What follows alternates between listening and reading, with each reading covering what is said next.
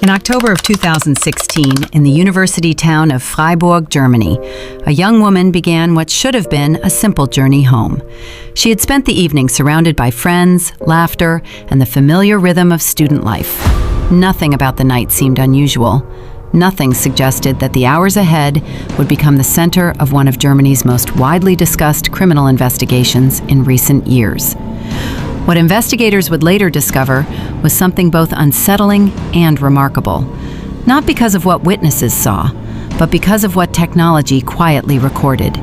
Tiny pieces of information, a movement here, a moment there, data that most people never think about.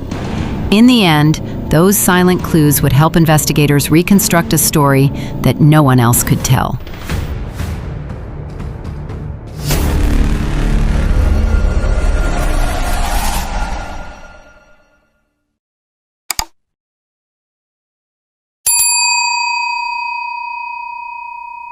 This is the story of Maria Ladenburger. Before discussing the investigation, it is important to understand who Maria Ladenburger was, because behind every headline is a person whose life existed far beyond the moment that brought public attention. Maria was a young woman with a future shaped by curiosity, compassion, and determination. She grew up in a family deeply connected to public service and education. Her father worked within European institutions, and her upbringing exposed her to international perspectives and a strong sense of responsibility toward society. Those who knew Maria often described her as thoughtful and warm. She had an interest in science and medicine, fields that require both discipline and empathy. Friends recalled someone who listened carefully when others spoke, someone who took ideas seriously and valued meaningful conversation. Like many university students, Maria was navigating a period of discovery, new friendships, new academic challenges, new independence. She had moved to Freiburg to study medicine at the University of Freiburg, one of Germany's respected academic institutions. Freiburg itself is often described as a peaceful city. Nestled near the edge of the Black Forest, it has a reputation for bicycle culture, student life, and environmental awareness. Thousands of students live there, and bicycles often line the streets as young people travel between lectures, cafes, and libraries. For many students, Freiburg represents possibility. It is a place where futures are imagined and careers begin to take shape. Maria was part of that world.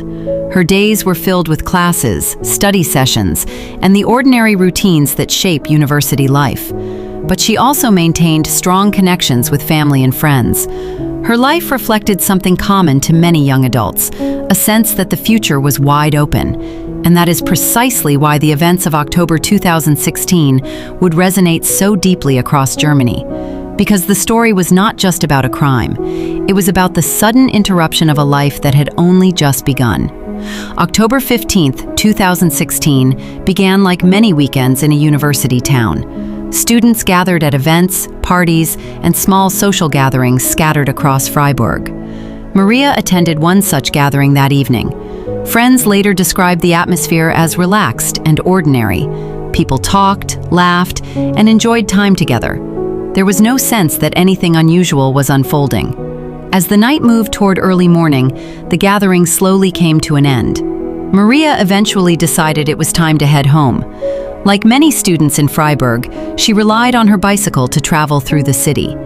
Shortly after leaving, she began the ride that would take her along a path near the Dreisam River.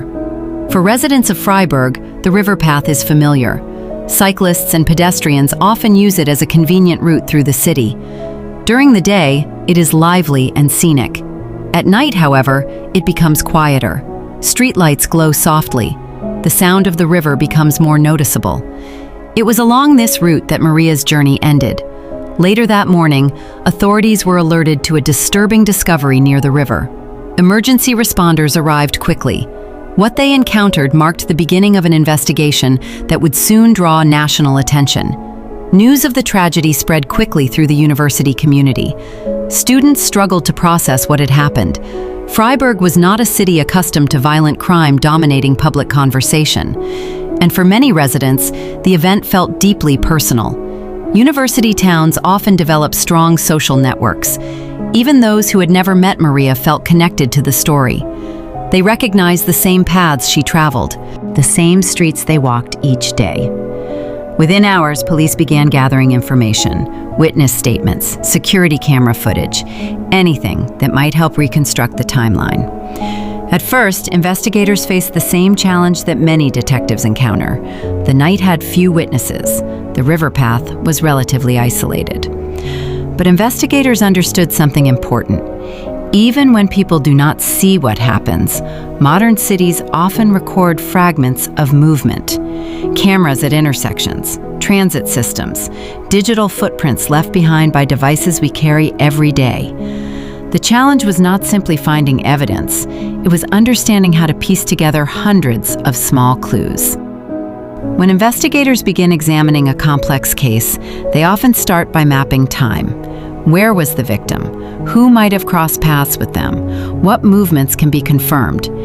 In this case, one piece of information soon proved significant: public transportation cameras. Authorities reviewed footage from a local tram line that operated near the area. Within that footage, investigators noticed a man whose clothing appeared to show signs of contact with water. This observation alone did not prove anything, but detectives are trained to follow even the smallest leads. The man's presence near the relevant time frame made him a person of interest. Investigators began working to identify him. At the same time, forensic teams carefully analyzed physical evidence recovered during the investigation.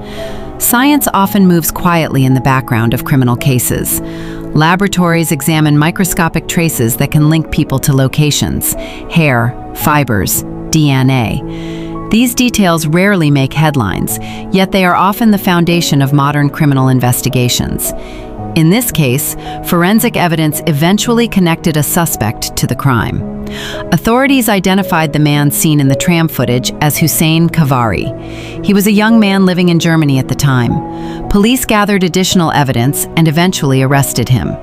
During questioning and court proceedings, investigators presented their findings. DNA evidence linked the suspect to the crime. Transit footage placed him near the relevant area. Step by step, prosecutors built a timeline that convinced the court. In 2018, Khavari was convicted and sentenced to life imprisonment. The verdict brought a legal conclusion to the case. But like many high-profile investigations, the story did not end there.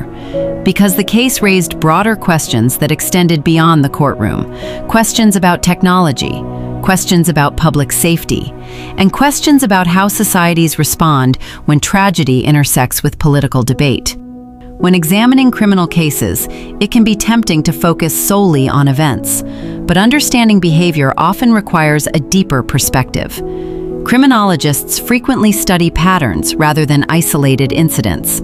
They ask questions about environment, opportunity, and decision-making. In many crimes, investigators notice a pattern known as situational opportunism. This concept suggests that certain offenses occur not because of elaborate planning, but because circumstances align in a particular moment.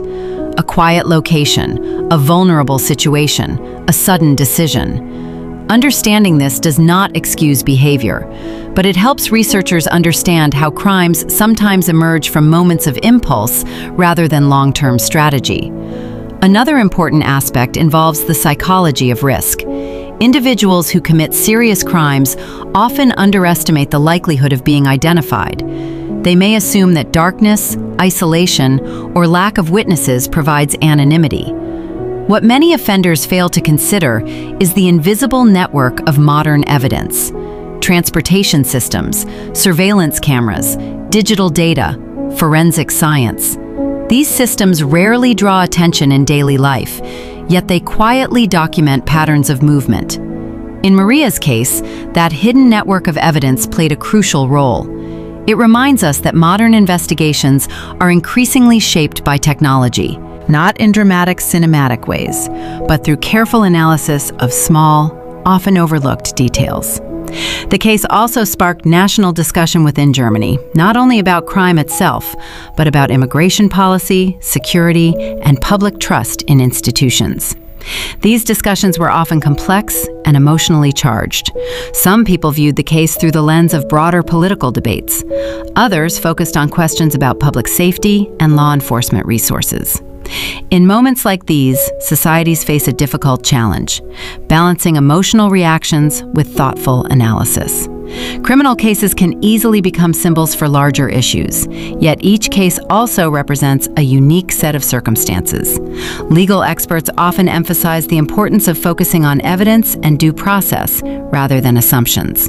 The justice system relies on careful investigation, courtroom examination, and impartial judgment. In this case, the conviction reflected the evidence presented during trial, but the public conversation surrounding the case continued long afterward. For many people, Maria's story became a reminder of both vulnerability and resilience.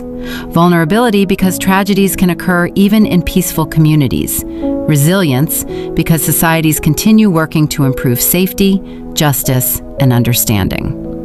When we look back on cases like this, it is easy to focus on the investigation, the clues, the courtroom, the outcome. But perhaps the most meaningful perspective is simpler, remembering the person at the center of the story. Maria Ladenburger was more than a headline. She was a daughter, a student, a young woman with dreams that stretched far beyond the streets of Freiburg. Her story reminds us that behind every case lies a human life that mattered deeply to those who knew them. And it also reminds us of something else, the quiet role technology now plays in justice.